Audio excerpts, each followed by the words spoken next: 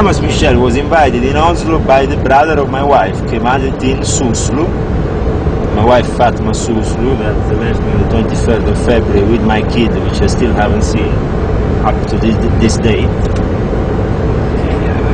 Obviously, when they invited Thomas Michel to Oslo, I was very skeptic. I said, you know, what kind of interreligious dialogue are we going to do with the Jesuits? But then when I saw the level of submission of their own Muslim movement, the Fethullah Gulen movement of Fethullah Gulen, to the Jesuits, I was quite shocked. Now, for those of you out there that don't know who Fethullah Gulen is an Islamic preacher from Turkey and also a very powerful political figure. He began what is called the Gulen movement, which you'll hear Leo Zagami talk about a few times during some of our interviews. Now, this Gulen movement, it has a great many followers in Turkey, but also right here in the US of A. But what makes Fethullah Gulen such an important key player in the fomentation of the New World Order is that Fethullah Gulen is the leading figurehead for interreligious talks on the behalf of Islam, promoting the union of all religious bodies, all religious faiths. I'm talking about Jew, Buddhist, snake charmer, spiritualist. It doesn't make a difference, okay? He's specifically pinpointing the Abrahamic faiths, but the point here is that Fethullah Gulen is carrying out a major role for the success of the ecumenical movement. The same ecumenical movement that was born out of the Second Vatican Council in 1962. Now, is it any wonder to anybody out there why Fethullah Gulen in 1998 took a trip to the Vatican to meet Pope John Paul II? It's because Fethullah Gulen is just carrying out the designs of the Vatican. He's nothing more than a papal pawn. And honest, I was with the Muslims simply because they gave me a wonderful wife, gave me a wonderful kid, and she is a descendant of Prophet Muhammad. So within the bloodlines, this marriage had very big importance because it unifies the Templar lineages that I have together with the bloodline of Prophet Muhammad.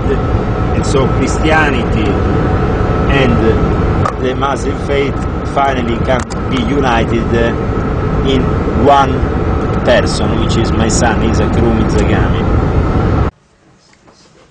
Which is a very important document of a meeting of the Illuminati that was supposed to be held in September 2006 with my wife, relating Fatma Suslu and Gabriele Mandelkhan, with basically the mystics of Islam and the Knights Templars, the Knighthoods of Islam and the Knights Templars together in the monastery of Santa Scholastica, Subiago.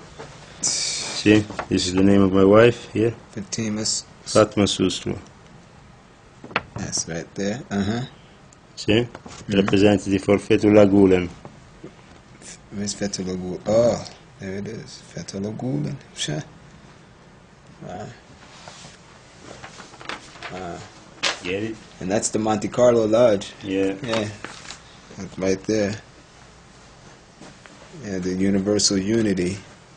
I know that has to do with the Monte Carlo Lodge. Yeah, that's an official branch of them altogether. Yes. Wow.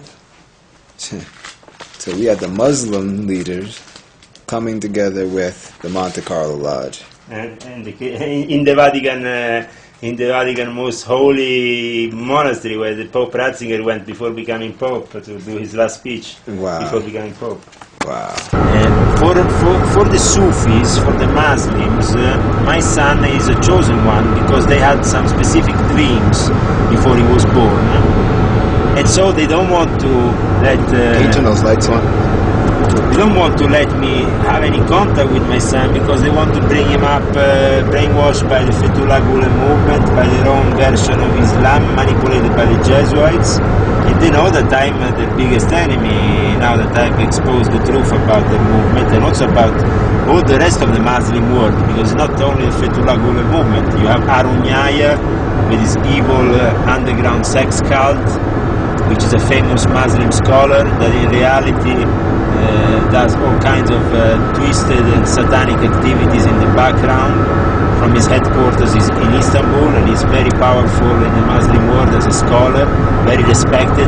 Nobody no any good Muslim out there believes that Arunyaya can be, after they read his books that are so popular, a guy who has a sex cult where everything is permitted, exchanging women, anal and oral penetration, as long as you don't do vaginal penetration. I mean, that is the hypocrisy at work with these kind of Muslim leaders. And then we have the Wahhabi world that is completely corrupt. They all go with prostitutes and whores from Babylonian Empire during their trips to Cairo, which is the Paris of the Middle East, and have all forms of decadent parties, not involving only women but also young boys.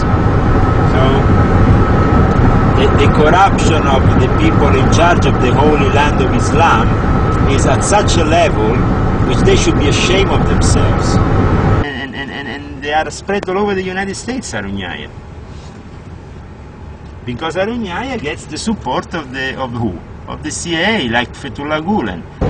And so after this meeting that took place in Oslo, where it was present Thomas Michel and some Muslim leaders of the Sufi movements, including myself, which at that time I was a Mujahideen and I was a member of the ILLUMINATI Council of the Muslim world, so I was working within that frame, thinking that the Muslim world could support me against the New World Order, where I was basically living in an illusion myself, thinking that these people could actually help me, because they were completely in the hands of the enemy, and at the end I just had to admit that.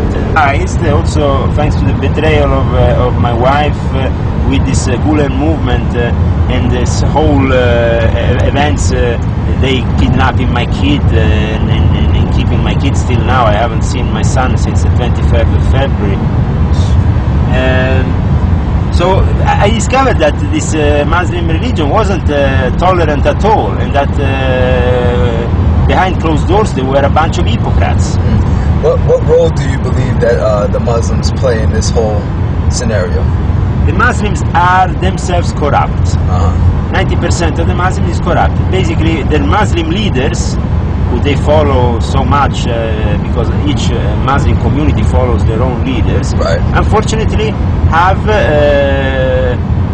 they want to enter the New World Order scenario with the Vatican, with Israel. They want to enter the business, they want to be participant of this wealth, and in a way also they function with the fundamentalist side of Islam as a way for the New World Order to establish their strategy of tension, and then this police state that came upon us after 9/11.